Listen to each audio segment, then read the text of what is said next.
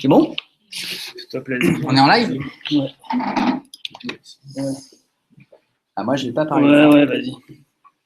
Donc, moi, je voulais vous remercier de tous être présents pour notre premier jeudi de la découverte, qui est intitulé Le responsive design, du design au code SEO friendly. Et je voulais surtout remercier déjà Olivier et Stéphane qui sont chargés de toute cette superbe organisation, les chaises, la télé, les slides, la retransmission en live, et puis de nos 4 intervenants qui vont, j'espère, expliquer de manière très simple, mais quand même d'un point de vue techno,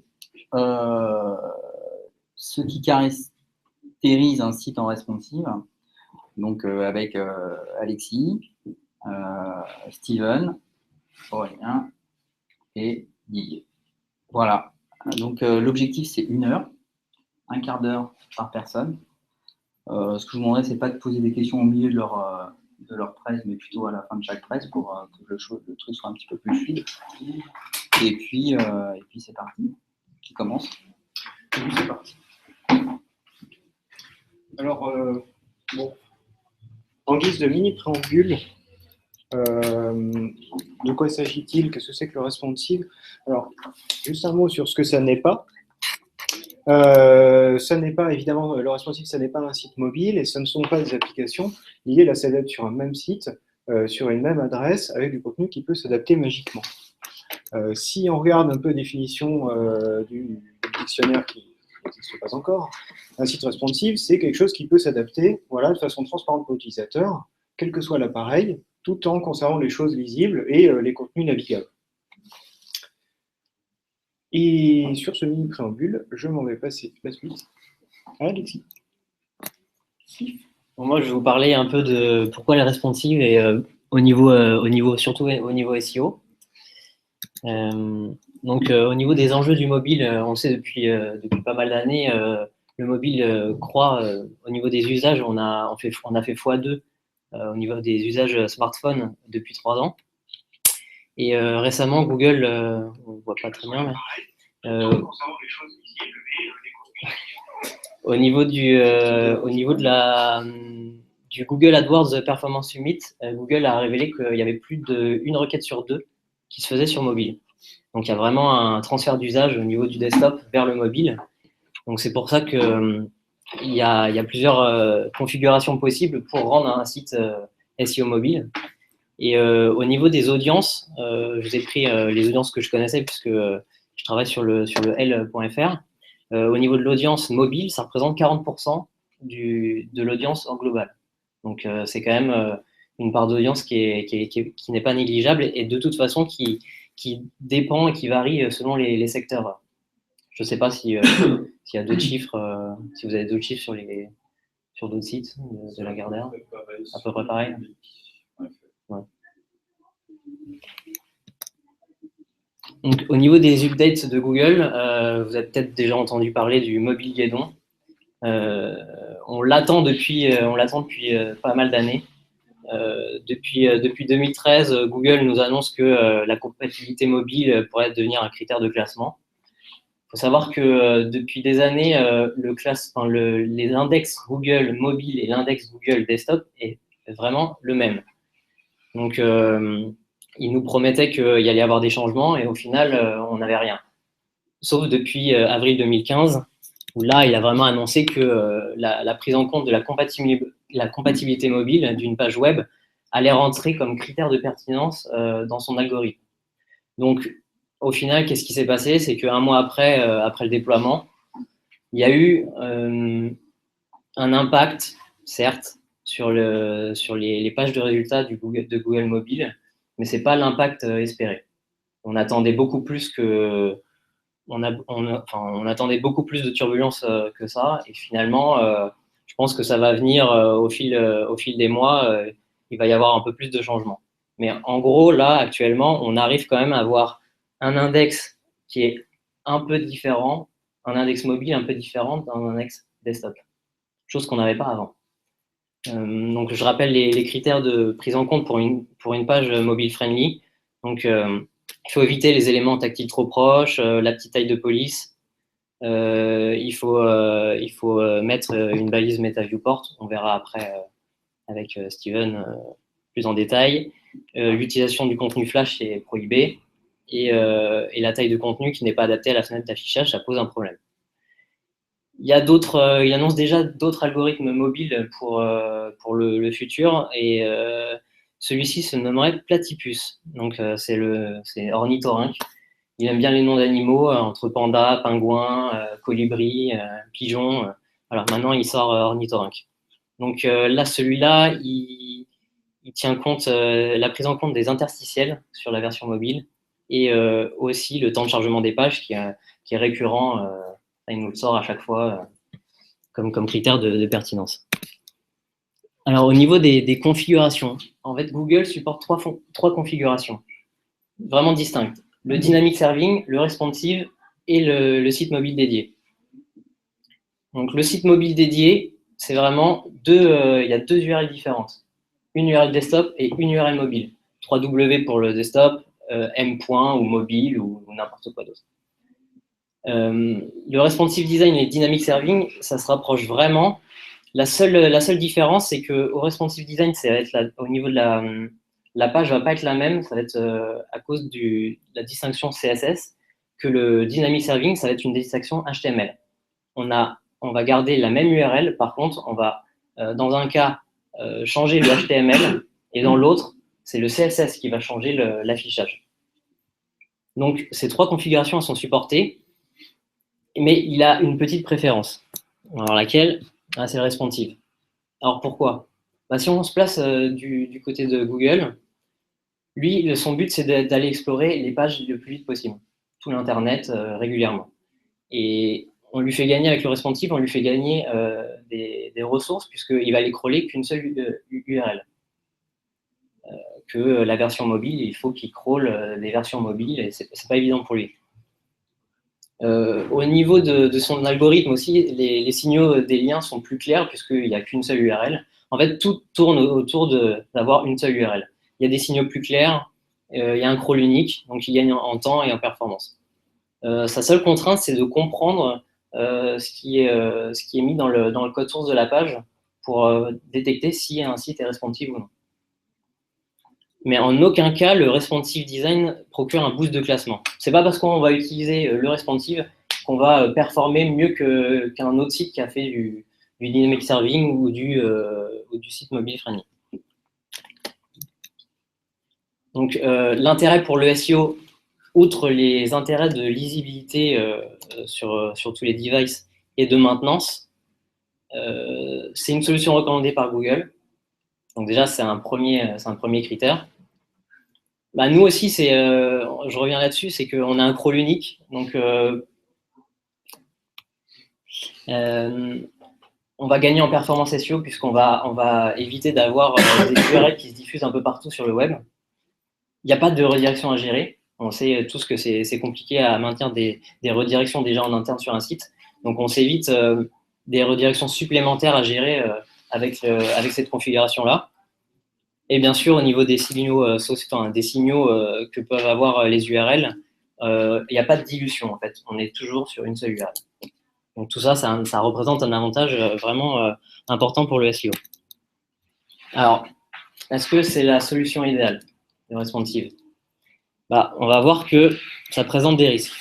Le fait d'adapter son site à tous les devices, on a tendance à charger la mule. C'est-à-dire qu'on va essayer comme on va essayer de répondre à tous les besoins, Notepad, desktop, mobile, tablette, on va essayer de charger tous les formats d'images possibles. Ça peut devenir hyper lourd. Donc, vraiment, le responsive, le risque derrière, c'est que ça impacte le temps de chargement qui soit hyper lourd, et c'est notamment lié au poids des images. Donc, les risques sur les performances et les chargements des éléments superflus. On n'a pas besoin de tous les éléments pour une version mobile qui est plutôt allégée. Le poids de l'image en format desktop sur le mobile qui alourdit énormément le temps de chargement. Et l'inverse, en fait, ça c'est pour un risque SEO, d'avoir une taille trop réduite de l'image sur la version desktop. faut savoir que Google, il prend la version la plus, il comptabilise la version la plus lourde, enfin la meilleure, il prend la meilleure résolution. La meilleure résolution prend le pas sur les résolutions les plus basses. Donc, si on délivre une image plus faible sur un desktop, il va prendre une image beaucoup plus faible et du coup, qui a beaucoup moins de chances de se positionner par rapport aux autres images de meilleure qualité. Donc, on le voit sur une étude, c'est une étude de Triblis, pardon. On voit qu'il y a seulement 21% des sites qui se chargent en moins de 4 secondes sur la version mobile. Donc, c'est vraiment problématique puisque les autres se chargent très, très lentement. Et le critère de chargement, de temps de chargement, tout ce qui est performance effective et ressentie, le loading time, start to render, time to render, speed index, c'est vraiment des critères de temps de chargement d'une page. Ça impacte le SEO de manière négative. On sait que c'est un des critères de performance, c'est un des critères dans son algorithme pour classer les pages dans ces pages de résultats. Donc, au niveau des best practices sur le responsive, il faut éviter de bloquer l'accès au CSS, JS et images pour que Google comprenne qu'on est bien sur une version responsive et qu'il a bien tout le contexte. Il faut utiliser la méta viewport. On verra plus en détail tout à l'heure. Dans ces guidelines basiques, il fait référence à l'utilisation de l'élément picture qui nous permet de spécifier différentes images en fonction du device. Mais surtout, ce qui est important, c'est ce qu'on appelle le REST, Responsive plus Server-Side Components. C'est une des meilleures, utilisations c'est ce qui est le plus performant, puisque en fait, ça va prendre les avantages du responsive et les avantages du dynamic serving. On va se servir du dynamic serving pour nous gérer les images et pas tout le code HTML. Donc, il y a plein de sociétés ou de frameworks qui vous permettent de délivrer des images en fonction du device. Là, je vous ai cité un exemple, Snow.io, qui délivre l'image en fonction du device utilisé. Donc, quelques tips. Je disais tout à l'heure, les images de plus grande résolution prennent le pas sur les résolutions les plus faibles. Donc, ce qui veut dire que en fait, sur une page web, si vous avez 4 images, l'image, ça sera de toute façon l'image la plus haute en résolution qui rankera dans les moteurs de recherche. Les autres, elles ne seront pas comptabilisées. Et pour finir, les images comprises dans le Ahref Picture SR7 image source sont bien interprétées par Google. Donc ça, c'est des astuces qu'on peut utiliser en SEO, peu importe la pratique qu'on a de délivrer l'image, on peut se servir de ces petites astuces en SEO pour faire comprendre à Google la meilleure image, sans alourdir la page. Je finis par la concurrence. Là, je vous ai fait un petit board de ce qui est utilisé par la concurrence. On voit que chacun a ses techniques. On voit qu'Accor Hotel, selon le type de service qu'il y a sur leur site internet, ils préfèrent faire en full responsive ou alors faire un site mobile ou avoir un dynamic serving selon le service. Solocal Group, qui est page jaune, ils font tout en full responsive. Leroy Merlin, un dynamic serving. Le Point, site mobile dédié. Et France Télévisions, ils ont le responsive design et aussi le mobile dédié. Et on voit que ces sites-là, ils sont très bons en référencement. Donc, pour finir, c'est qu'il n'y a aucune technique qui marche mieux qu'une autre, en fait. Ça dépend vraiment de la stratégie en interne, des ressources qu'on a et du type d'utilisateur qu'on a au final. Voilà, je passe à design. Alors, quelques mots sur comment se passe le design d'un site responsive du point de vue de notre petite expérience. personnel. Mais pour commencer, un petit peu de nomenclature, en fait. Le terme responsive, il est beaucoup utilisé, mais parfois il désigne des choses différentes. Alors, il ne désigne pas du statique, parce que évidemment, ça, c'est les sites faits à l'ancienne façon. Hop. Voilà. Alors, on a un petit site qui s'appelle Liquidaptive qui permet de très bien montrer tout ça. Donc, voilà. Ça, c'est un site fait de façon statique. Évidemment, dès qu'on réduit notre fenêtre d'affichage, ça ne fonctionne pas. L'étape qui est immédiatement au-dessus, c'est de faire quelque chose de façon liquide. C'est-à-dire que le site a l'air d'avoir la même apparence, simplement cette fois, au lieu d'être codé avec des tailles fixes, qui ne vont pas du tout s'adapter en fonction de la largeur de notre viewport, là, tout est codé en pourcentage. Donc, on a un site qui va s'adapter intelligemment, mais dans une certaine mesure. Sur un écran trop grand, on va avoir des lignes beaucoup trop longues pour qu'elles soient lisibles. Et inversement, sur un écran trop petit, comme celui d'un écran de mobile, bon, là, on voit clairement que ça ne fonctionne plus. Cependant, le fait d'utiliser des pourcentages, c'est quelque chose de plutôt intéressant si on le fait de la bonne façon. Alors, la différence se fait surtout entre l'adaptative et le responsive. En fait, souvent, quand on fait un site responsive, il peut s'agir d'un site adaptatif. Un site adaptatif, c'est on a plusieurs gabarits, et selon la taille de notre viewport, on passe d'un gabarit à l'autre. Donc, dans ce cas-là, voilà, j'ai un gabarit grand écran desktop, j'ai un gabarit petit écran desktop, j'ai un gabarit tablette où, bon, si on scrolle un petit peu sur la page, on verra que la colonne bleue à droite, évidemment, est passée en dessous. Et hop, j'ai un gabarit mobile où toutes les choses sont posées les unes sous les autres. Donc, on a une excellente lisibilité, quelle que soit la taille de notre viewport, quel que soit le device qu'on utilise, mais on a des sauts, on a des transitions qui sont clairement visibles, et ben souvent de la place blanche qui est perdue là où on ne voudrait pas forcément perdre de place, surtout sur du mobile. Et donc, une façon de combiner le liquide et l'adaptative, c'est de faire du responsive, c'est-à-dire d'avoir et un design en pourcentage et des breakpoints. Donc là, on a des points de rupture, hop, notre colonne bleue est bien passée en dessous, mais entre-temps, le site prend toujours toute la largeur de l'écran. Si je continue à réduire, j'ai toujours toute la largeur qui est prise jusqu'au moment où on arrive au format grand mobile et petit mobile qui ici sont complètement continus. Bon, tout ça pour distinguer un petit peu responsive et adaptative. On n'a pas toujours la possibilité de faire quelque chose qui est complètement responsive, complètement liquide, mais finalement ce qui compte c'est de rester dans un des deux et d'avoir voilà, un affichage qui reste correct sur une même adresse, quel que soit le viewport.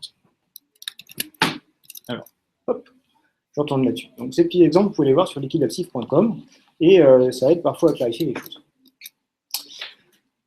Quand on fait du responsive, en pratique, bon, bah, il y a plusieurs techniques, plusieurs composants qui entrent dedans. Alors, disons plusieurs concepts. Donc il nous faut, là, d'après ce qu'on vient de voir sur Liquidaptive, il nous faut une grille qui est fluide, qui est exprimée en pourcentage. Donc plusieurs types de gabarits avec des pourcentages entre eux.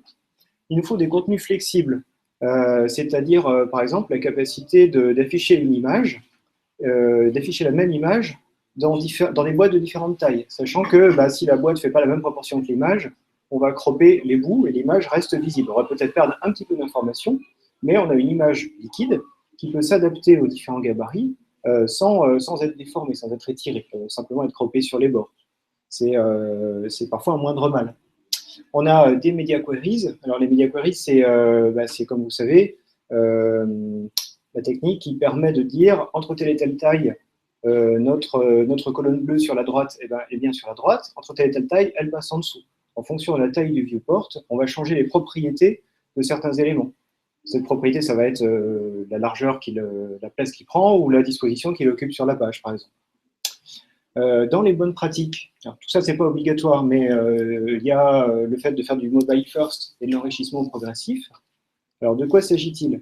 Si sur un site, si je charge depuis mon desktop et depuis mon mobile exactement le même contenu, probablement sur le mobile, je vais charger des images qui sont de très grande taille, ça va nous faire un site qui pèse assez lourd.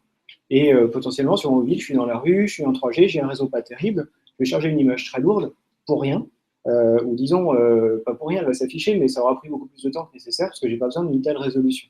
Donc une bonne pratique, c'est de commencer par les ressources pour mobile et d'enrichir progressivement. Plus l'utilisateur a un viewport élevé, plus on augmente la taille des ressources, de façon à optimiser dans tous les cas. Donc là, je rejoins complètement ce que disait Alexis. De façon à optimiser, faire attention à optimiser le temps de chargement sur mobile. Donc les termes de mobile first reviennent de plus en plus, que ce soit d'un point de vue technique ou aussi d'un point de vue de la façon dont on crée le design. Ça, je vais en reparler. Et puis, il y a un certain nombre de techniques qui peuvent entrer en jeu, ou non, selon les stratégies qu'on a mises en place, mais d'utiliser du JavaScript pour aider à repositionner les composants, utiliser du jQuery pour la même chose, ou du REST. Bon, tout ça, c'est des aspects plus techniques dont Seven pourra nous parler par la suite. Alors, maintenant, du côté du graphiste, du côté du directeur artistique, qui a géré le design d'un site mobile. Bon, ben, moi, ce dont je peux vous parler, c'est comment ça s'est passé dans ma petite expérience ici. Donc, on commence par un bout de brief qui peut être sous cette forme-là, une instruction générale qui est par exemple, tiens, on refait le site de L.fr, il faut faire attention à garder ou ne pas garder tel jeu de couleurs, tel jeu de typo, tel logo, etc. Ou alors, on peut recevoir, comme c'était le cas sur Gulli, quelque chose de royal, copyright, ici présent, quelque chose d'assez royal, c'est un zoning qui détaille précisément la totalité des éléments présents sur la page et leur emplacement. Et un zoning qui, parfois, quand c'est fait au mieux du mieux, qui est fait en format desktop, comme ici, mais aussi en mobile et tablette. Comme ça, on a déjà, dès le départ, un aperçu de tous les contenus qu'il va falloir représenter, et ça, c'est extrêmement précieux, en fait, c'est nécessaire pour pouvoir commencer à mettre les mains dans la maquette, dans le pixel. Alors, généralement, dans la pratique, prenons le cas d'un petit exemple fictif, ça va se passer sous forme de, on reçoit un brief parfois un petit peu lapidaire, et on élabore son zoning soi-même. Alors, il peut être fait joliment et proprement sous Axure, comme on voit ici, ou il peut être fait sous forme de bout de papier. Tout ce qui compte, c'est qu'on ait défini les différentes zones où on a nos contenus pour pouvoir les maqueter ensuite. Donc là, mettons que c'est un site pour les jeudis, hein, comme on reste dans le thème. Une problématique que je dois déterminer au départ pour pouvoir faire ma maquette, c'est quelle est la largeur dans laquelle je fais entrer ma maquette. Parce que le site, lui, il s'adapte à toutes les résolutions, mais la maquette, elle est faite à une largeur, ou à plusieurs, mais il y aura une largeur desktop, et mettons en général une largeur tablette, une largeur mobile. Moi, je ne peux pas la réaliser à toutes les résolutions. Donc, quelle est la largeur du conteneur principal dans lequel on fait rentrer notre site? Il y a plein de façons de répondre à cette question. On peut dire, bon allez, on va faire simple, on va prendre le format standard de Bootstrap qui recommande une largeur de 960 et hop, ça roule, c'est déjà prévu comme ça au départ. Pendant longtemps, les gens ont fait ça, mais aujourd'hui que les écrans deviennent de plus en plus grands, 960, ça commence à être un petit peu short. Parfois, on n'a pas le choix de... Comment dirais-je? Parfois, la réponse à cette question est imposée par les formats publicitaires. Par exemple, on a des habillages qui impose que la largeur du site soit 2000, parce que c'est que comme ça qu'il fonctionne bien autour. Si c'est plus petit, il reste du blanc, et si le site est plus grand, ça bouffe l'habillage, le client n'est pas content. Donc dans le cas du L, c'est plutôt le format publicitaire qui a décidé la largeur de la maquette et puis du site dans la réalité des choses. On peut choisir de faire attention au standard de taille d'écran.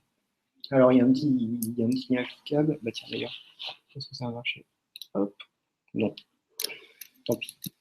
Bref, il y a des liens à la fin de la presse, donc vous pouvez retrouver ce lien-là. Et si on regarde des petites statistiques sur quelles sont les tailles d'écran les plus communes pour les gens qui visualisent sur un desktop, ça va être, il y a 30% des gens qui ont un écran de 1366 pixels de large. Donc un site de 960 au milieu de tout ça, il a l'air un petit peu paumé. Donc on peut choisir parfois de s'étendre un petit peu et de partir sur une colonne de 1200. Et puis enfin, on peut essayer de faire en sorte de choisir uniquement selon des considérations esthétiques, mais ça n'arrive pas très souvent. Alors, une fois que j'ai ma largeur de conteneur, comment est-ce que je fais rentrer mon contenu dedans? Comme nous, on a travaillé surtout avec Bootstrap, on a tâché de tenir compte des contraintes de Bootstrap qui sont que le contenu est organisé selon 12 colonnes dans la largeur du conteneur qu'on a choisi, et ces 12 colonnes peuvent être fusionnées entre elles. Donc on a en haut les 12 colonnes à représenter, et en bas, différentes configurations qui peuvent arriver, par exemple, comme on fait 2 colonnes de 6, ou 3 colonnes de 4, ou une de 8, une de 4, ou etc.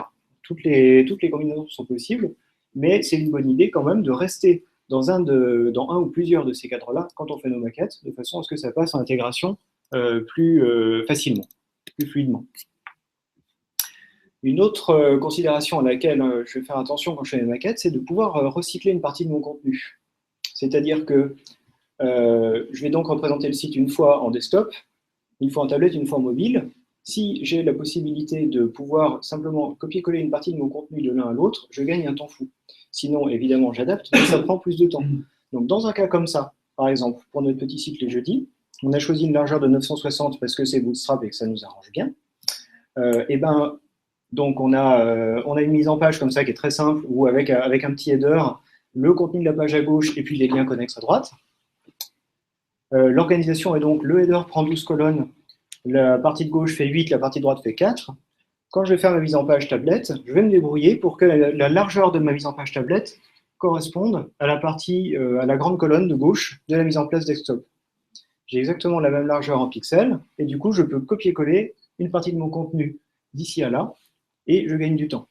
De la même façon, les liens connexes prennent une autre forme quand on arrive sur tablette, mais on peut décider que quand on est sur mobile, eh ben, hop, la largeur de la colonne mobile est la même que la colonne de droite quand on est sur desktop. Donc du coup, pareil, il y a une partie de mon contenu que je peux prendre et recycler tel quel.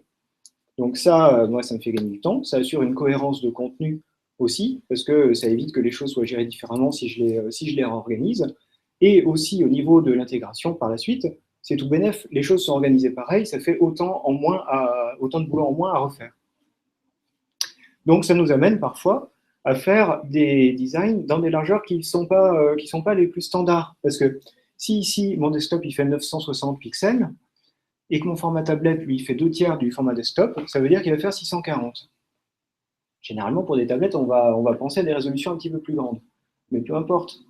Ce qui compte, c'est que le site soit designé une fois à un format proche d'une tablette. De toute façon, c'est transcrit en pourcentage ensuite par l'intégration, et ça s'adaptera de façon fluide.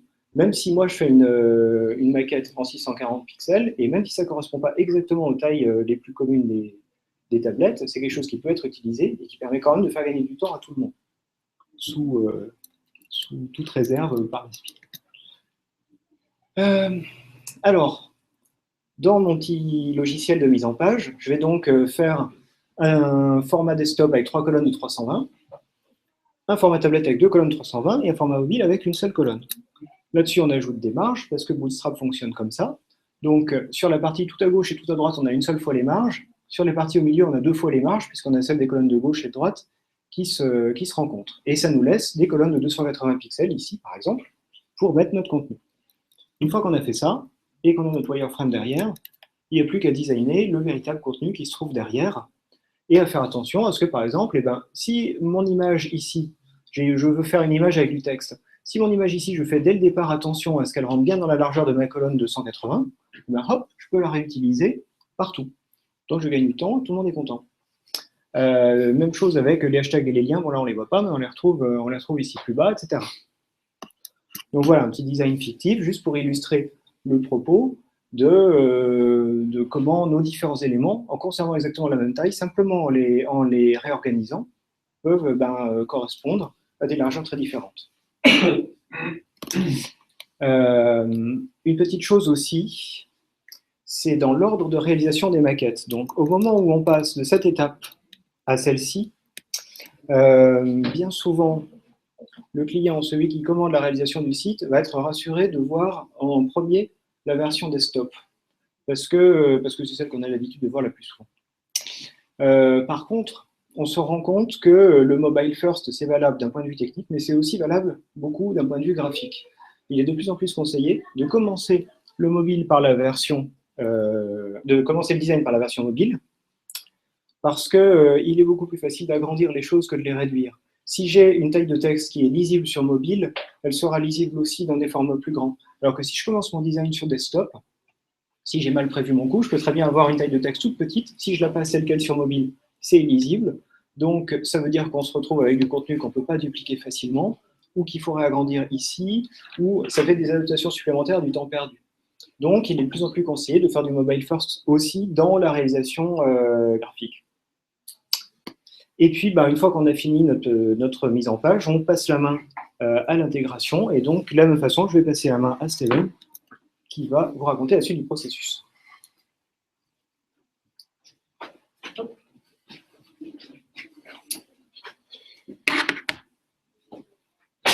Alors, donc l'intégration, c'est comment on fait tout ça, comment on on rend tout ça dynamique sur une page web.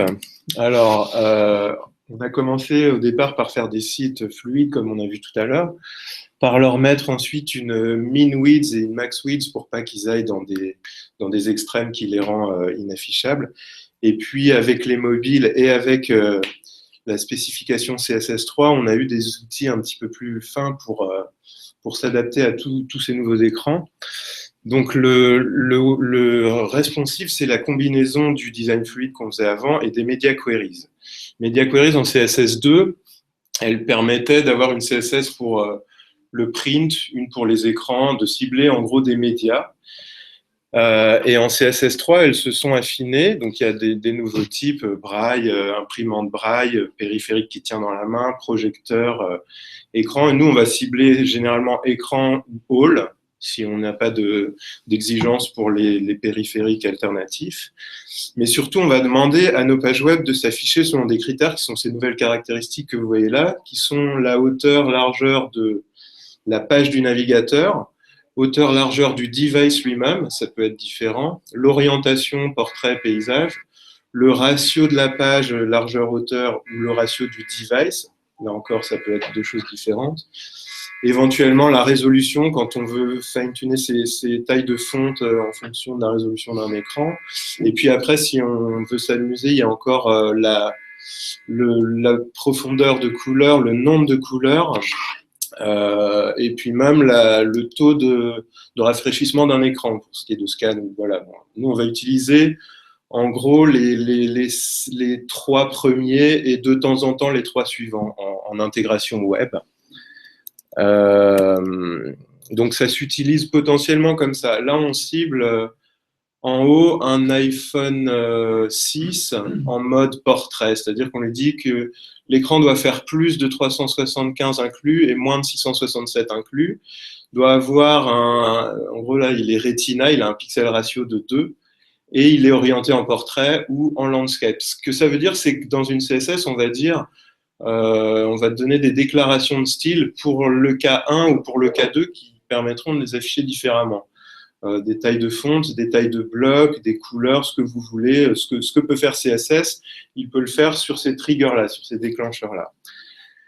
Donc ça, c'est un cas de figure un petit peu tel qu'on ne les utilise pas vraiment dans le monde réel, parce que dans le monde réel, on ne va pas s'amuser à cibler tous les devices qui sortent, il y en a des milliers, on va faire des grandes ranges entre temps et temps, comme disait Aurélien tout à l'heure dans son design, on va avoir un mobile, tablette, petits écrans et grands écrans, grosso modo. Pour faire tout ça, vous avez donc des frameworks, on a parlé de Bootstrap, ici on utilise Bootstrap, mais il y a Foundation qui est aussi un truc très utilisé. Et puis il y a plein de petits frameworks qui sont des grilles CSS avec des classes qui vous aident à structurer vos blocs en fonction des tailles d'écran, qui sont plus légers. Twitter contient des tas de choses, des styles de boutons, des styles de formulaires dont vous n'avez pas nécessairement besoin. Donc, si vous avez des besoins plus light, vous pouvez aller voir les autres. Si vous voulez, vous pouvez quand même customiser Bootstrap en lui donnant vos propres tailles de breakpoint, en lui demandant « je veux pas les boutons, je veux pas les formulaires, je veux pas les menus déroulants, je veux juste la structure, la grid ». Il y a une URL bootstrap/customize qui est très très bien pour ça. Mais là, pour le coup, donc il y a des choses qui sont à regarder en fonction de vos besoins, quoi. Ici, on a utilisé Bootstrap parce qu'il y a une grosse communauté, il y a beaucoup de gens qui l'utilisent et donc c'est plus facile d'avoir des réponses aux questions qu'on peut se poser dessus. Voilà, ce qui est généralement un critère important. Quelques rappels de ce qu'a dit Aurélien sur les bonnes pratiques. Donc, Mobile First, c'est vrai aussi en code, pas seulement en design, c'est-à-dire que quand on code d'abord pour un petit périphérique, on s'assure que l'ergonomie rentre bien, tout ça. Ensuite, on élargit, on regarde à quelle taille ça commence à être un peu disgracieux. Là, on rajoute une media query pour cette taille-là et on adapte, etc. Mais quand on commence par le desktop pour finir par le mobile, on se retrouve généralement avec des CSS beaucoup plus lourdes que quand on fait l'inverse. Donc, il est bon vraiment de commencer par le mobile et ensuite de rajouter des éléments. Puisque le but, c'est quand même que le mobile soit plus light, qu'il charge rapidement. Donc, c'est cohérent avec les considérations sur les performances qu'on a entendues tout à l'heure. Les deux termes suivants se rejoignent. C'est pas de breakpoint choisi en fonction d'un device, comme je vous ai montré tout à l'heure. On va pas cibler le Samsung tant, le iPhone ceci ou le truc de là, parce que là, vous aurez une CSS qui va faire des milliers de lignes et qui sera ingérable. Donc, voilà, on va le faire avec en fait, je me suis trompé, c'est pas device driven, c'est design driven breakpoints. C'est des points qui sont déterminé par les moments où le design devient disgracieux et où on décide de l'adapter, de le reformuler. Voilà. Et puis après, les bonnes pratiques autour de l'intégration sur le responsive et qui dépassent le domaine de l'intégration, c'est la gestion du touch en JavaScript si besoin quand on est sur un périph' mobile, parce qu'évidemment, c'est bien, mais on ne fait pas de hover, par exemple, sur les liens, ou on ne fait pas de menu déroulant au hover sur un. Donc, il y a pas mal de choses qui seront à adapter sur des périphériques mobiles et touch, surtout, sans souris. Et puis ensuite, soit le REST, soit l'Ajax, c'est-à-dire déterminer qu'on a de la place et des performances machines qui nous permettent de charger plus de choses ou de faire plus de choses en termes d'exécution ou d'affichage de contenu. Donc, si on est sur un petit truc, on prend un code assez light et qui s'exécute rapidement. Et si on voit qu'on a plus de place, on rajoute des blocs et puis on demande effectivement potentiellement de l'exécution plus intense au JavaScript qui est dans la page. Donc ça, c'est pour les bonnes pratiques. Et on va voir un petit peu, pour le coup, nous ici, on travaille avec Bootstrap, donc je vais vous expliquer le responsive via Bootstrap. Bootstrap, comme l'a dit Aurélien, c'est quelque chose, c'est une CSS avant tout. Il y a aussi des JavaScript qui vous proposent des plugins, des menus, des choses comme ça. Mais ce dont on parle là, c'est la grille CSS qui va être sur 12 colonnes, c'est-à-dire que votre page, vous pouvez, si ça vous amuse, mettre 12 blocs côte à côte, ou alors 6, ou des multiples de 12, 4, 3, 9, 6, et diviser votre page comme ça en zones. Et ensuite, Bootstrap vous propose des classes, donc call, XS, SM, MD, LG, qui sont donc extra small pour les devices inférieurs à 768 dans la CSS Bootstrap, mais là encore c'est customisable. Vous pouvez demander que le XS s'arrête à 640 et qu'ensuite donc voilà, les small, ça va être 768, 991 et ainsi de suite. Medium et large au-delà de 2200. Et ces classes, par exemple, vous avez deux blocs, vous mettez un XS12 sur les deux blocs et un SM6 sur les deux blocs. Ça veut dire qu'en extra small, les deux feront 12 colonnes et toute la largeur. Et en SM, ils feront 6 colonnes, donc ils se mettront côte à côte et vous aurez deux blocs côte à côte quand vous avez plus de place sur votre écran. J'ai un petit exemple de code en dessous. Donc là, voilà, là vous avez les 12 colonnes. Elles sont toutes en XS1, c'est-à-dire chaque div prend une colonne. En dessous, vous avez 4 blocs qui prennent chacun 4 colonnes. Et en dessous, vous avez 3 blocs, excusez-moi. Et en dessous, vous en avez 3, dont les 2 sur le côté prennent 3 colonnes. Et celui du centre prend 6. Donc ça va donner ça, les 12 en haut, 3 x 4. Et là, vous avez le 6-3, enfin 3-6-3. Donc, le fait de mettre ces classes sur vos éléments HTML et de mettre ces éléments dans une div qui a une classe row, c'est-à-dire ligne, va vous donner ce rendu. Ensuite, là, vous avez mis du XS, c'est-à-dire que le XS se reporte sur toutes les tailles. Mais si vous rajoutez de la gestion du MD avec des valeurs différentes du XS, vous allez pouvoir de ce fait adapter vos blocs aux nouvelles tailles d'écran. Donc là, sur le premier, par exemple, on a du 4 en extra small et du 6 en MD.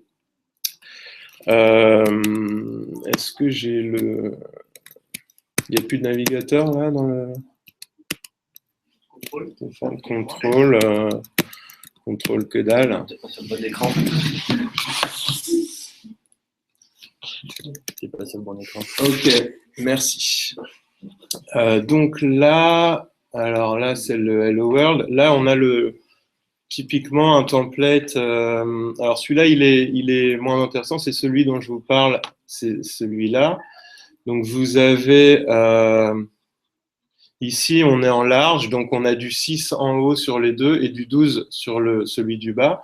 Mais en fait, celui du bas est passé au milieu là parce qu'on a les trois qui sont en 4 sur des tailles plus restreintes. Sur celui du dessous, vous voyez un petit peu le truc arriver aussi avec la colonne centrale qui va passer de 5 en 4, en 3 et enfin en 2. Donc voilà, ça c'est le principe des classes Bootstrap. Après, il y a d'autres aides. Il y a par exemple le push qui vous permet de positionner un bloc tout seul sans qu'il soit appuyé sur celui de gauche en disant je suis poussé de 5 sur la gauche. De la même manière, ça s'utilise pareil. Vous pourriez faire du pull en disant que celui du centre là va aller en pull right 5, il va aller de 5 là-bas, donc il va se retrouver à la place de l'autre, et celui de droite, vous le faites en pull left 2, il prendra la place. Donc vous pouvez bouleverser dans une même ligne l'ordre de vos blocs HTML, ce qui est intéressant. On ne peut pas le faire entre différentes lignes, mais dans une ligne, on peut quand même redesigner le layout juste en mettant des classes. Donc voilà, c'est assez simple. Petite distinction en passant, là-haut, j'utilise une classe container sur mon wrapper. En dessous, j'utilise une classe container fluide. Donc, Bootstrap vous propose de le faire soit en adaptatif, soit en responsive, c'est-à-dire adaptatif plus resize en pourcentage entre les breakpoints. Donc, tout ça avec quelques classes, en fait. Là, on a un layout qui est robuste, hein, qui est testé partout, qui marche bien, et ça ne demande pas un HTML extravagant, quoi. Il y a ce que je vous ai montré tout à l'heure, en gros. Voilà, donc c'était ça pour le bloc du haut avec celui du centre celui de droite pardon qui passe en dessous en 12, et puis pour le suivant c'était ça. Voilà, il y a beaucoup de classes, faut savoir les lire, mais sinon il y a 3 divs, il n'y a pas de, c'est la CSS de Bootstrap qui gère tout ça ensuite, quoi. Donc, bon, ça, c'est d'autres. Bon, en fait, c'était d'autres variantes. Moi, j'ai on a fait en fait une petite intégration du site qu'Aurélien avait designé, dont on peut regarder vite fait les contenus pour des cas de figure un peu plus réalistes, parce que là, on joue avec des boîtes, mais en fait, on se retrouve avec des besoins qui sont rarement ceux des démos. Mais là, pour montrer que ça se prête assez bien aux besoins réels également. Donc, c'est quoi? Il faut que j'aille sur l'écran. Ouais, mais... Ok, voilà. Donc, pour le coup, il est dans l'index 3 et le site en question, c'est celui-là. Donc, on est parti, là encore, hein, comme on fait les choses comme il faut, d'un design mobile qui va avoir 2 logos et un menu. Hop là. Donc, quand on resize, quand on va se retrouver, là, j'ai gardé les breakpoints de Bootstrap par défaut, mais c'est pas une obligation, on peut le reconfigurer. Là, on va se retrouver avec un menu qui va passer typiquement, là, je pense, on voit un petit peu le code. Donc, il y a ici, hop là, tout doux.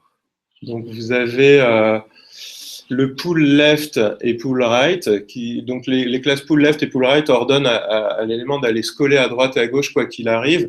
Et comme on va leur dire de rester tout le temps quand ils sont en petit, ils restent en 6, donc ils prennent chacun la moitié. Et quand ils passent en small, ils passent sur 3 colonnes, ce qui laisse la place à celui du dessous qui est en col small 6 de se glisser entre les deux. Ça, c'est un truc qui est assez pénible à réaliser en CSS pur et qu'on fait en quelques classes. Là, c'est un vrai gain de temps. Donc voilà. Après ça, bon, là, c'est du layout. Vous allez voir le bouton aussi qui va passer, voilà, parce qu'il a un col qui doit être MD parce qu'on passe en médium, qui est de 3 et que le bloc du dessus est en small 12, mais va passer en MD 9. Donc ça permet de faire un 9-3 côte à côte. Et la chose est vraie pour les colonnes que vous voyez en dessous. C'est-à-dire qu'en fait, la colonne de droite, par exemple, va passer en dessous et qu'à l'intérieur même de cette colonne de droite, je crois qu'on me dit que j'ai parlé 15 minutes et qu'il faut que je me taise, je termine. À l'intérieur de cette colonne de droite, j'ai refait du MD6 pour que quand on est en 100%, chaque bloc ait 50% de la nouvelle colonne, alors qu'en fin de compte, sur ce mode-là, ils étaient superposés, et sur un mode plus petit, ils seront à nouveau superposés, puisqu'il n'y a plus la place d'en mettre 2 sur la largeur. Donc voilà, tout ça avec juste des classes et des media queries qui sont gérés derrière par Bootstrap. Et puis moi, à l'intérieur, j'ai mes propres media queries qui peuvent être sur des breakpoints un peu différents, qui sont justement drivés par le design, c'est-à-dire qu'à un moment, voilà, si la fonte garde cette taille-là, ça devient ingérable, donc je change la fonte pour un écran plus petit. Ça peut être ça peut être n'importe quoi d'autre. Là-haut, il y a le menu qui va passer. Quand on n'a pas la place, il est en deux lignes, mais quand on a la place, il va passer sur une seule ligne. Ça, c'est des breakpoints qui sont ou pas calqués sur ceux de Bootstrap, où vous pouvez vous rajouter des media queries dans votre CSS sans problème. Voilà, donc pour la démonstration technique, je vais laisser la parole à Guy, la publicité. Ouais, alors c'est... Voilà. Oui, la publicité, c'est sympa aussi. En tout cas, alors, c'est un peu moins sympa que ce qu'on a vu jusqu'à maintenant, parce que la publicité, c'est quelque chose d'assez très orienté monnaie, hein, argent. Mais c'est quelque chose aussi qui n'est pas très... Comme c'est relatif fortement à l'argent, il y a des difficultés pour évoluer. Les modèles sont plus compliqués à faire évoluer aussi vite que Google peut tirailler les éditeurs en disant qu'il faut investir dans de nouvelles technologies, il faut passer responsive, il faut faire de nouvelles choses. Sur la publicité, il y a pas... Google est un acteur puissant, mais il est un acteur très low cost. La publicité que de manière graphique, pardon, textuelle justement.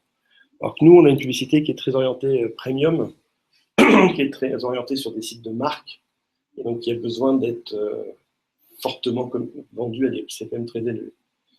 Et donc, pour pouvoir vendre à des CPM très élevés, on a des clients qui sont un peu tendus sur la manière dont la publicité doit s'afficher, et qui sont sur des modèles qui sont un petit peu anciens.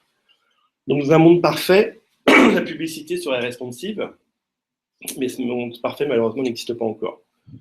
On a des publicités responsives, on commence à en avoir quelques-unes, ça commence à apparaître, mais c'est un pouillème sur l'ensemble, et on est obligé de les traiter de manière justement non responsive. Là où on les voit apparaître, c'est surtout sur le mobile, et en fait, c'est sur le format interstitiel du mobile, qui se prête bien, vu que c'est un format qui peut varier d'un terminal à l'autre, mais il offre une grande liberté en hauteur et largeur. Il y a quelques annonceurs qui commencent à le prendre en main, que ce soit en hauteur, en version portrait, version largeur, enfin paysage, et donc ça commence à être bien pris en compte. Mais c'est vrai que actuellement, ce qu'il faut savoir, c'est que la publicité, en fait, elle vient jamais des gens de la régie qui sont dans le bâtiment d'en face. Elle passe par les gens de la régie, mais en fait, elles viennent de tout le marché publicitaire.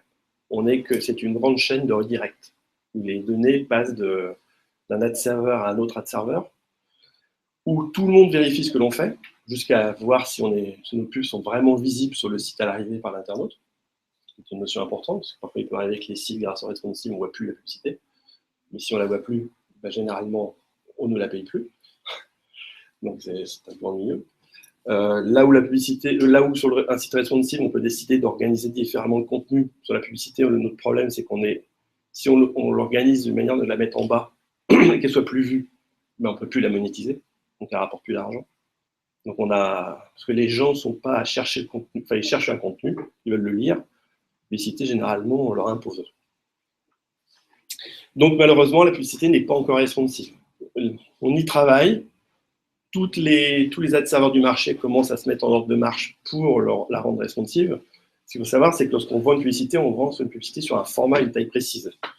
Ce qui n'est pas justement l'idée du responsive, où on peut modifier la taille. Normalement, une publicité, avec sa forme et sa taille précise, on ne doit pas changer sa largeur, sa hauteur, elle doit avoir une certaine taille à l'écran. même si c'est de taille un peu relative maintenant avec les pixels sur les terminaux, enfin sur les tablettes mobiles. Mais ça reste très... c'est un peu ancien. Donc en fait, ce que l'on fait actuellement, c'est toujours la publicité. Alors, je pense que ça vient du même terme que soit adaptatif. La publicité, elle est gérée par l'ad serveur sur des formats spécifiques. On va dire ce format à tel endroit sur le mobile, la tablette, le smartphone. On va dire, je demande une publicité pour mobile, une publicité pour smartphone. Pour mobile, pour smartphone, pour tablette, qu'est-ce que c'est pour desktop. Ça peut être même pour desktop de telle taille ou telle taille. Et en fait, c'est vraiment une requête. On n'a pas de liberté sur la publicité qu'on doit afficher. Si on a vendu sur un mobile une créa publicitaire, cette créa doit s'afficher que sur mobile, mais pas sur l'environnement tablette. Donc on est obligé de faire justement l'effort de bien différencier les différents canaux d'aiguillage. Parce que le client qui paiera par exemple sur un mobile 2 € pourra payer sur la tablette 4 €, parce qu'il va estimer que le pourcentage de l'écran de la création publicitaire va être plus important sur la tablette et encore plus sur le desktop. Parce que ça ne sera sûrement pas les mêmes formats. Ça ne sera pas les mêmes, elles n'auront pas la même taille. La représentation à l'écran sera différente, et donc le prix de monétisation sera différent. Donc on doit afficher les bonnes créas, à la bonne taille et au bon format, aux bons endroits. Donc c'est relativement complexe. Alors c'est complexe pour vous, parce que justement c'est moins souple, moins dynamique. C'est complexe pour nous, parce que ça nous oblige à créer des catalogues infinis de produits, à quel endroit on va les diffuser, pas les diffuser, de calculer beaucoup de yield, et ainsi de suite, et surtout de monitorer de manière séparée, parce que je disais, c'est une grande chaîne, en fait, c'est pour ça qu'on a du mal à évoluer par rapport à la création de sites web, c'est une grande chaîne, on a beaucoup de nos clients ont leur propre ad serveur, qui passe par l'ad serveur de l'agence, qui va ensuite passer par l'ad serveur de la régie, pour ensuite afficher la pub sur le site de l'éditeur. Et donc, toute cette longue chaîne, on est obligé d'être compatible sur toute la chaîne. Et entre autres, à chaque point de la chaîne, on nous contrôle. Donc, je parlais de visibilité, on vérifie la visibilité, on vérifie si la surface de cette pub adaptative est visible, mais donc en pourcentage, est-ce qu'elle est vue à 100% ou à 0% ou à 5%. Si elle est souvent vue à 5%, au bout d'un moment, on n'en vend plus. Mais aussi, combien de temps elle est affichée. C'est une mesure, est-ce qu'elle est affichée. Donc il y a des events, alors ce qui n'existait pas avant dans la pub, toutes les secondes, il y a un petit compteur qui dit la publicité a été vue 1 seconde de plus. Sachant que si elle a été vue moins d'1 seconde, elle est comptée comme n'ayant pas été vue. Là où avant on parlait de CPM et de clics, on a gardé une régie qui marche que seulement au CPM.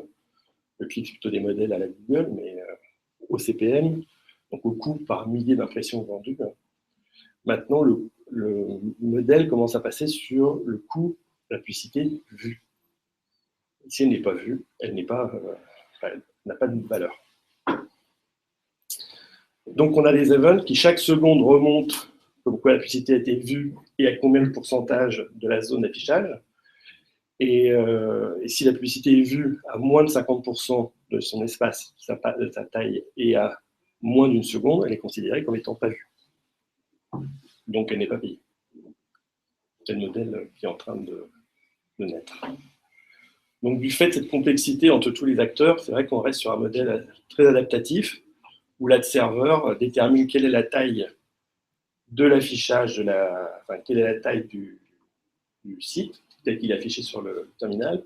Et en fonction de la taille, et la demande du site, on voit le pavé, le grand angle, le masthead et tous les autres formats, sachant que ces formats sont fixes. Ce n'est pas du flash, il n'empêche que c'est des formats, maintenant c'est de moins en moins du flash, ça reste encore du flash beaucoup sur desktop, à peu près 50%, alors qu'avant on était à 90%. Mais heureusement, c'est évolue, donc c'est de moins en moins du flash, c'est de plus en plus du GIF, du HTML5. On a beaucoup de demandes pour faire des outils qui prennent en compte le GIF, justement pour resizer les GIFs et les GIFs animés, des choses qu'on ne faisait plus depuis 15 ans. Et le GIF est très à la mode, et en fait, c'est une bonne solution pour beaucoup d'agences, Parce que le vrai souci, enfin, l'un des soucis, il est multiple, c'est que dans les agences qui achètent la publicité, les gens connaissent le Flash. Ils ne connaissent pas HTML5. Et GIF, c'est assez facile à utiliser. Pas tout le monde peut utiliser un outil édition graphique peut l'utiliser, mais c'est vrai que tout le monde connaît Flash. Et donc, souvent, les créas sont en Flash.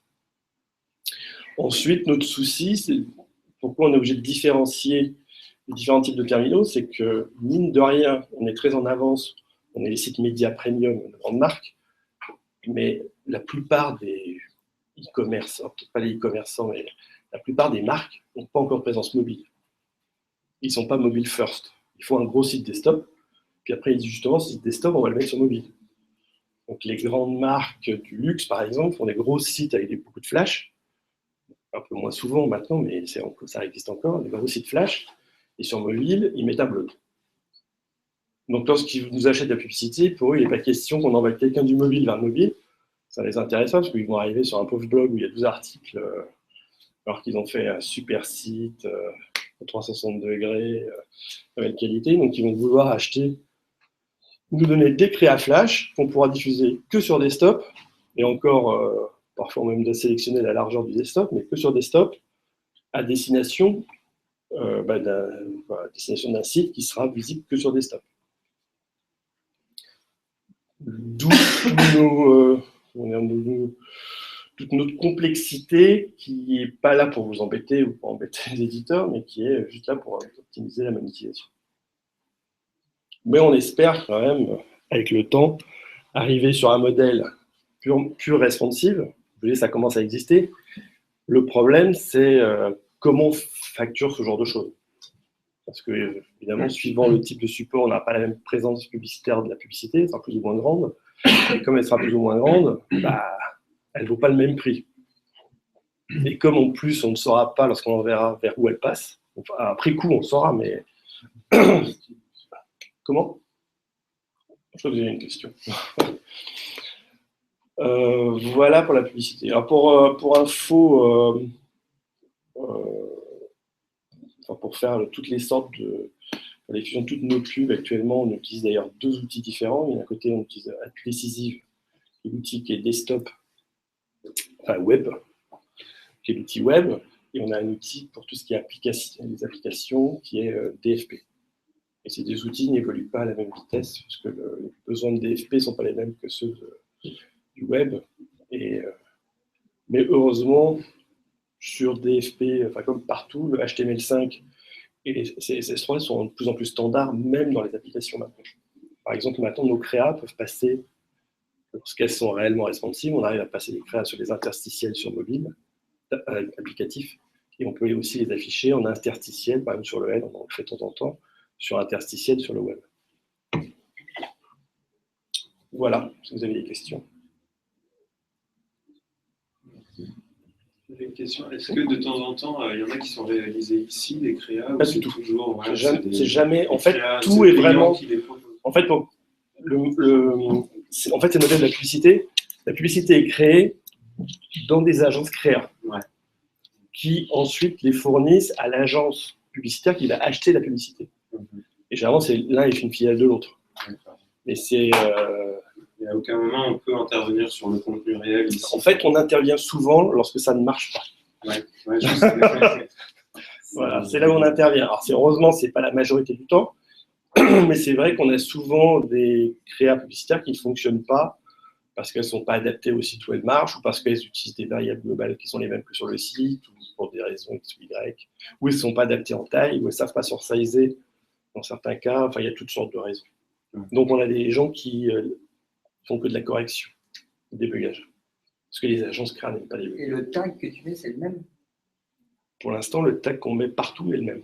C'est-à-dire que dans l'exemple que tu as montré, j'ai un tag de pub unique et en fonction de l'affichage, c'est du serveur que tu vas rendre. Tout à fait. C'est toujours le même tag qui est utilisé sur tous les types de supports. Ça, c'était à ta demande à l'origine. C'est un peu beaucoup moins. Voilà, donc c'est toujours effectivement. Non, mais c'était une bonne idée. L'idée, c'est justement de ne pas gérer enfin, quel que Ce soit, pas au site de ça gérer. ne soit pas au site de gérer le type de format publicitaire. Donc, effectivement, il y a un seul tag unique. Et avec ce tag, nos essais en responsive, par exemple, passent aussi par ce tag unique. Le problème, c'est qu'on remonte moins d'informations en responsive qu'avec des Et à ta tags connaissance, fixes. chez les autres, c'est pas comme ça. Si, maintenant, c'est comme ça. C'est devenu une norme du maintenant, c'est marché. devenu une norme, on ne peut pas changer. Tout à fait. Là, en fait, notre demande, enfin, ta demande est en avance, parce que c'est vrai qu'on est les premiers sur le marché, en tout cas des médias pubs, de sites médias et de publicité, à être passé sur le responsive. En réalité, on est un des premiers. En France, quasiment personne, même à l'étranger, il y a peu de sites responsive avec de la pub. Et c'est vrai que on a un peu initié le truc. Enfin, on l'a initié. Au début, il y avait toujours des beaux exemples avec une créa qui change de taille dans tous les sens, sauf qu'il n'y a pas de modèle économique derrière, en tout cas pour l'instant. Donc, et tu as dit que la pub était comptabilisée et payée s'il était affiché à plus de 50% au départ et plus de 12 secondes. Mais tu as dit aussi qu'il y a des compteurs qui continuaient à ticker toutes les secondes. Est-ce que la pub est payée davantage si elle est affichée plus longtemps? Non, malheureusement. On estime que le marché estime que la publicité doit être vue au moins tant de temps. Et c'est vrai que si elle reste 10 secondes à l'écran, c'est du bonus. C'est juste la première seconde. Voilà. Et la première seconde, au moins une seconde. Donc, au moins une seconde, elle est vendue au prix normal. En dessous d'une seconde, alors, pour l'instant, le marché n'est pas encore à être si dur et dire si elle n'a pas été vue, je ne la paye pas. Enfin, ça dépend. Chez nous, ce n'est pas trop le cas. On a essayé d'avoir de bonnes visibilités, on travaille de visibilité. Il y a des gens, carrément, c'était le problème. Un site comme 20 minutes a revu entièrement son site. Il a perdu plus de la moitié de son inventaire parce qu'il a décidé de mettre de la pub qu'aux endroits où c'était vu. Parce que les outils sont de plus en plus standards, embarquent de manière plus en plus standard la visibilité, parce que c'est visible. Et pour savoir combien de temps une pub a été vue, il faut que le navigateur envoie sans arrêt une requête pour dire je suis à tant de temps. Tout à fait. Et les sociétés spécialisées là-dedans. C'est un marché qui est en train de se normaliser. C'est un peu le Far West. Tout le monde ne mesure pas de la même manière. Il n'y a pas toujours les mêmes résultats. Il peut y avoir des gros écarts. Il y a pas mal de sociétés où on en aide certaines en France à se certifier justement pour donner un chiffre cohérent. Et du coup, ça, c'est pas pénalisant pour le SEO, puisqu'on disait que Google prenait en compte les temps de chargement des pages. Est-ce que ça ralentit pas justement le chargement des pages? C'est du JS, donc. Ouais, c'est un JS qui est. Lui, il va scanner la page HTML. Après, ça va être dans le temps de chargement de. Enfin, aussi les JS. Non, mais je peux pas. Enfin, non, je sais. Je peux pas rentrer dans cette politique. Ça, c'est du post-render. Ouais. Ça va être de l'agence qui va t'envoyer. C'est ça. Mais c'est vrai que, comme a dit Steven, le JS est exécuté par Google et on fera peut-être une présentation, enfin une conférence là-dessus, parce que c'est vrai que c'est assez méconnu. Google mesure aussi la visibilité sur ses propres outils d'ad server. Depuis peu de temps, mais ils le font aussi. Il n'y a pas toujours la même technique. D'ailleurs, j'y pense, il y a les dernières choses, c'est la visibilité, mais il y a une chose qui est, maintenant, on mesure même notre audience. Vérifier que ce sont bien des hommes ou des femmes, de quelle tranche d'âge. Grâce à Facebook qui vont ces données millimétriques, ça fait le projet ECR, c'est le programme ECR maintenant, ou les nouveaux data serveurs qu'on a racheté Facebook, qui sont connectés aux data de Facebook. Donc on a vraiment contrôlé toujours, surtout le long de vraiment à tous les endroits. Parce que avant les années 2000, la pub sur Internet, c'était un peu le Far West. Personne, tout le monde comptait avec son propre outil de site centrique. Je pense que certains ont abusé. Donc maintenant, tout le monde contrôle tout. Ça permet aussi d'avoir un système unique de comptage et d'avoir un reporting global, pas pour une seule régie, mais pour l'ensemble des régies, l'ensemble des produits, l'ensemble des autres. Voilà. Merci. Merci.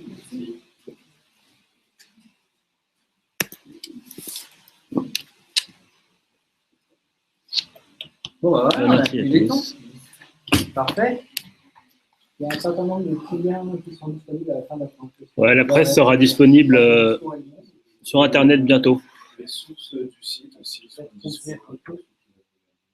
Tout le dernier, il n'y a rien qui est. Le dernier lien, la Bible. Voilà, jeter un œil.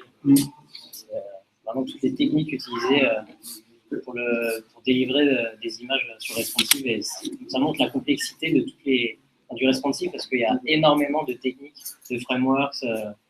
Allez jeter un œil, ça vaut vraiment le coup. Moi, je pense que ça fait nous, alors il y a des plus profils différents encore. Je ne sais pas si technique que ça. Je pense que ça aurait pu intéresser pas mal de gens. Celle-là, peut-être la prochaine. Pour la transition, on va être beaucoup plus dur. C'est vrai qu'elle n'était pas forcément que pour les dates. Non, elle est générale.